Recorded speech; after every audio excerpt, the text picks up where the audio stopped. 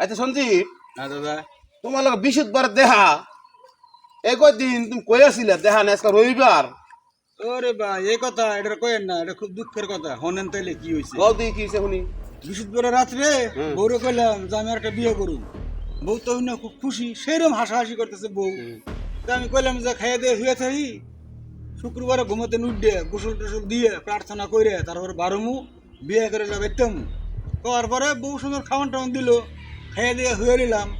তখন উঠছি ঘুমাতে নে, উঠে গাদি বেড়ে যাবো, গাদি উঠে দিয়ে আইলাম, প্রার্থনা করলাম, কইরে বাড়ি যাচ্ছি, পোশাক টোশাক কইরে। তো বউ জিগা তুমি কই যাও?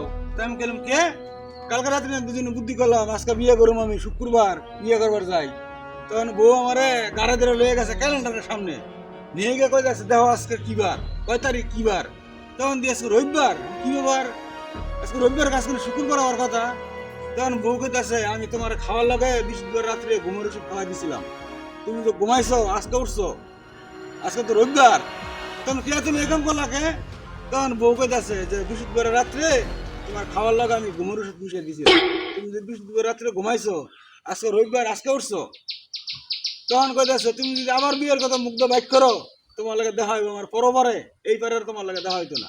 এই কথা কইছে বউ, বুঝছো? এর লিগে বৃহস্পতিবারে যে দেখা হয়েছে আর এই আজকে রবিবারে দেখা হয়েছে, এই কদিন আমি ঘুমার ঘরে আসছিলাম। ও তাহলে এই ঘটনা লাগে।